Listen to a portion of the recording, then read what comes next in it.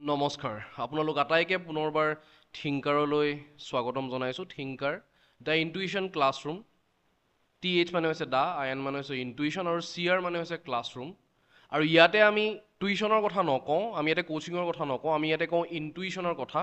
আৰু ইনটুইশ্যন মানে হৈছে যিবোৰ চিন্তা ভাৱনা, গভীৰ চিন্তা আমাৰ মনৰ ভিতৰৰ পৰা আহে।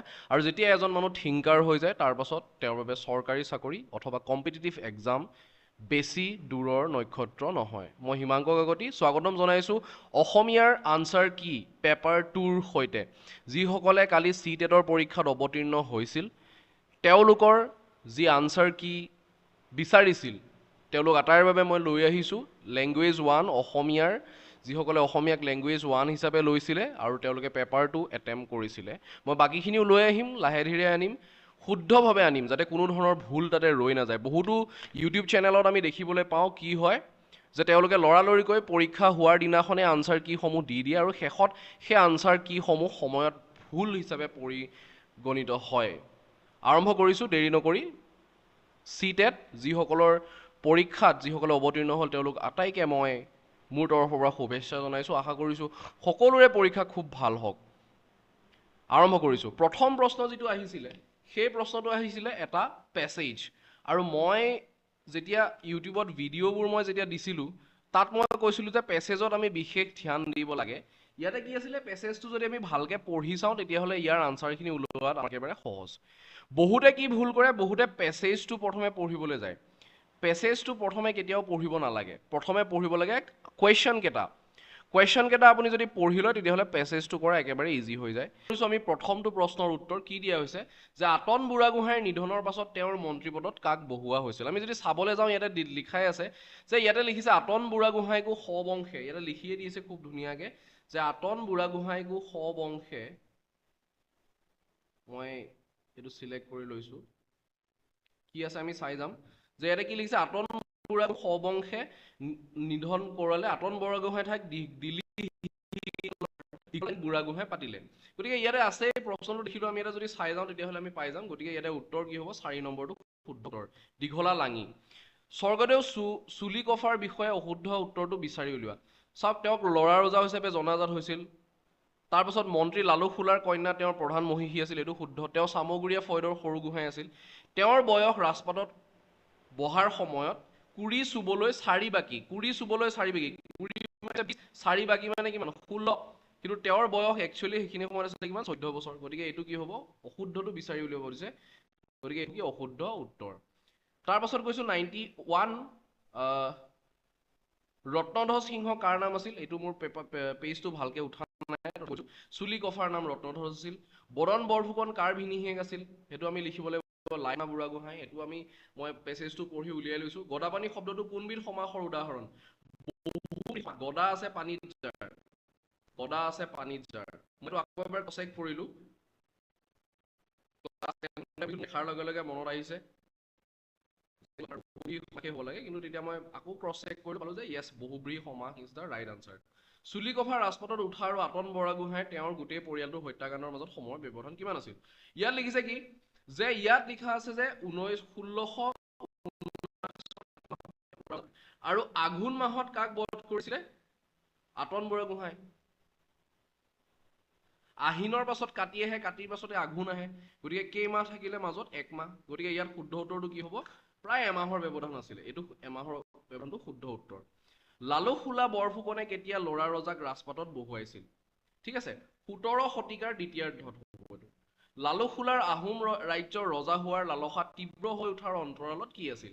ইয়াৰ শুদ্ধ উত্তৰটো হ'ব বংগৰ নবাবৰ আশ্বাস। বংগৰ নবাবে আশ্বাস দিছিলে, বিভিন্ন ধৰণৰ প্ৰলোভন দিছিলে, সেইবাবে তেওঁক কি কৰিছিলে, বংগৰ নবাব হিচাপে তেওঁক অনা হৈছিলে। ইয়াৰ পাছত চাওঁ, পথৰ বাধা বা কাঁইট নোহোৱা হোৱা, এটা শব্দত প্ৰকাশ কৰা। এতিয়া ইয়াতে অবাধ মুক্ত অংগক্ষত এইবোৰ একো নাই, নিষ্কণ্টক শব্দটো পেছেজটোত আছে, সেইকাৰণে নিষ্কণ্টক শব্দটোৱে ইয়াতে শুদ্ধ উত্তৰ হ'ব। এই কবিতাটো পঢ়ি পেলাই তাৰ উত্তৰসমূহ তলৰ এনেকুৱা হ'ব যে কবিয়ে উদ্দেশ্যি কাক এটি সংলাপ কৈছিল, উজ্জ্বল পোহৰ, কাৰণ শেষৰ কথাকেইটা উজ্জ্বল পোহৰক কৈছিল। জীৱনে কবিক কেইটা বস্তু দিছিলে, 4টা বস্তু দিছে, মুকুতা দিছে, ফুল দিছে, উজ্জ্বল পোহৰ দিছে, আৰু এটা কিবা দিয়াৰ কথা কৈছিলে ইয়াতে, পানী, এপিয়লা পানী দিয়াৰ কথা কৈছে। তুমি হাতৰ মুঠিৰ মাজত থকা বস্তু নহয়, কি হয়? উজ্জ্বল পোহৰৰ কথা কৈছে। ফুলবাহী কবিয়ে কি কৰিছিল? বুকুত সাপ লৈছিল। সেইটো শুদ্ধ উত্তৰ হ'ব। তাৰ পাছত আহিব কি? কবিক জীৱনে দিয়া বস্তুবোৰৰ ভিতৰত তলত দিয়া কোনটোৰ উল্লেখ নাই? সোণ। তেওঁ সোণ দিয়াৰ কথা উল্লেখ নাই, সোণৰ কথা উল্লেখ আছে, কিন্তু সোণ দিছে বুলি কোৱা হোৱা নাই। কবিয়ে কি সোণেৰে বন্ধুৱা বুলি কৈছিল? মুখা। বিদ্যালয়সমূহে যোগাত্মক দ্বিভাষা উচিত। দ্বিভাষা লেংগুৱেজ, যেনে এইকেইটা পঢ়োৱা হ'ব। কিয়? শিশুৰ ভাষা আৰু সংস্কৃতি সি কি কৰিব? মূল্য দিব। শিশুৱে যদি মাতৃভাষা শিশুৰ যদি অসমীয়া হয় আৰু তেওঁক যদি ইংৰাজী শিকোৱা যায়, তেতিয়াহ'লে আমি অসমীয়া ভাষাত মূল্য দিছোঁ। সেইবাবে এই উত্তৰটোৱে ইয়াতে কি হ'ব? শুদ্ধ হ'ব। তাৰপাছত ইয়াত মিলাব দিছে, ইয়াতে মই চেক কৰিলোঁ। ৱেষ্টৰ যি নব্য পদ্ধতি হয়, মনে মনে পঠন কৰাৰ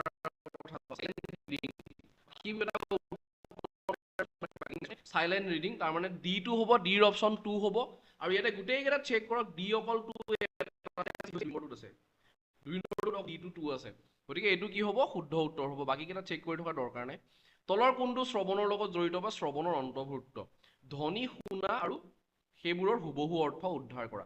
শ্ৰৱণ শুনিলে মানে আমি ধ্বনিখিনি শুনাৰ মেনশ্যন হ'ব লাগিব। বিষয়বস্তু এইবিলাক পাছত আহে, ধ্বনিবোৰ চিনাক্ত কৰাৰ কথাও পিছত আহে, সেইটো পঠনত আহে। তলত কোনটো উক্তি ভাৰতত ভাষাৰ ক্ষেত্ৰত শুদ্ধ নহয়? ইয়াতে হৈছে সংস্কৃত এটা আধুনিক ভাৰতীয় ভাষা। সংস্কৃত পৌৰাণিক ভাষা, বহুত পুৰণি ভাষা, গতিকে এইটো আধুনিক ভাষা নহয়। তাৰ পাছত আছে কি? তলত উল্লেখ কৰা কেইটাৰ ভিতৰত কোনটো ভাষাৰ গ্ৰহণশীল দক্ষতা বুলি জনা যায়? ইংৰাজী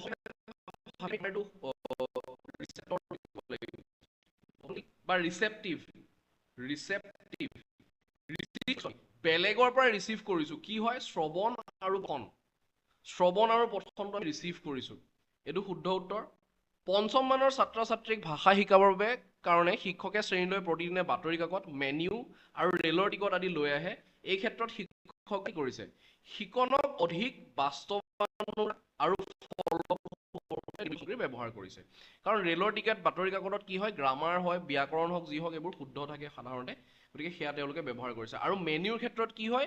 মেনুত কেতিয়াবা ভুল থাকিব পাৰে। মই কেতিয়াবা কিছুমান মেনুত দেখোঁ চিকেনটো কিবা লিখা থাকে, ঠিক আছে, চাও চাওটো কিবা বেলেগ শব্দ লিখা থাকে, CHOW চাও হয়, তেওঁলোকে SAO লিখি দিয়ে। এনেকুৱা ধৰণৰ ভুল কিছুমান মেনুত থাকে। গতিকে সেই ভুল আৰু শুদ্ধখিনিৰ মাজত দেখুৱাই দিছে। মোৰ মনত পৰিছে হীৰেণ ভট্টাচাৰ্যৰ এটা কথালৈ। হীৰেণ ভট্টাচাৰ্যই এবাৰ এখন ইংৰাজী বাতৰি কাকতত সম্পাদকৰ কাম কৰিছিল। নহয়, শিক্ষক হিচাপে তেওঁ যোগদান কৰিছিল, ইংৰাজী শিক্ষক। এখন ইংৰাজী বাতৰি কাকতৰ এগৰাকী সম্পাদকে তেওঁক কৈছিল যে আপুনিনো কি ইংৰাজী শিকায়?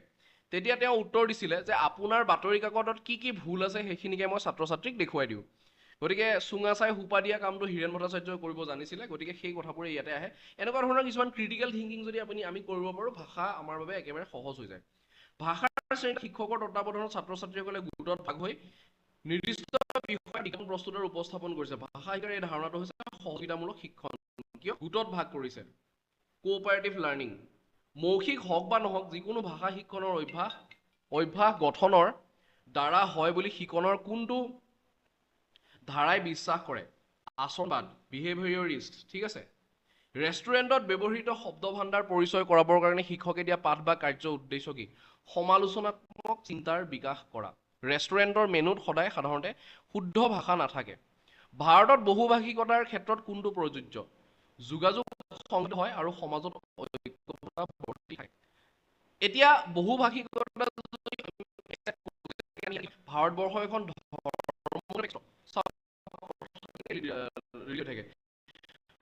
ধৰ্মনিৰপেক্ষ ৰাষ্ট্ৰ। গতিকে ধৰ্মনিৰপেক্ষ ৰাষ্ট্ৰত সকলো ধৰ্মকে একচেপ্ট কৰা হয় বাবে আমি কি হৈছোঁ?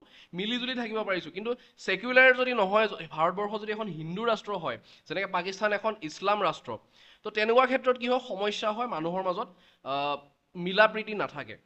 তাৰ পাছত আহিব কি? নেক্সট কুৱেশ্যনলৈ মই গৈছোঁ। কাহিনী এটাৰ ক্ষেত্ৰত স্থান আৰু কাল হৈছে ছেটিং। স্থান আৰু কালৰ জৰিয়তে কি কৰা হয়? কাহিনীটো বৰ্ণনা কৰা হয়, সেইটো হৈছে ছেটিং।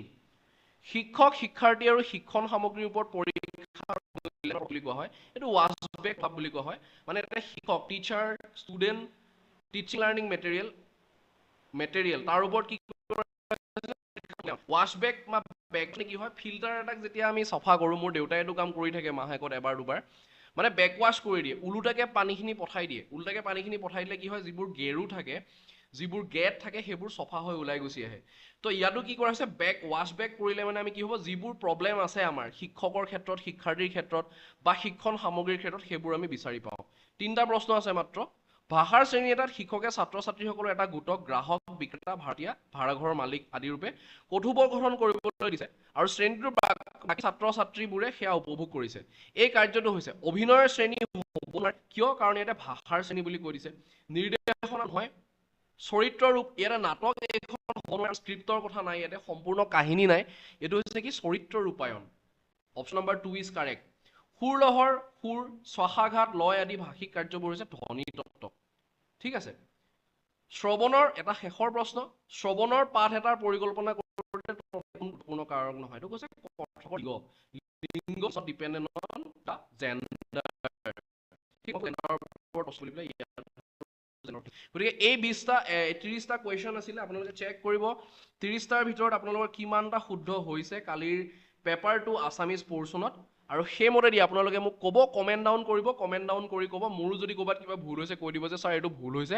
আৰু আপোনালোকে কিমাননো মাৰ্ক পাইছে 30ৰ ভিতৰত অসমীয়াৰ পেপাৰখনত, পেপাৰ 2ত, সেই কথাটো কমেণ্ট ডাউন কৰি জনাব। Thank you so' much for ৱাচিং this video'. Stay tuned to Thinker the intuition classroom with Himanka Kakati.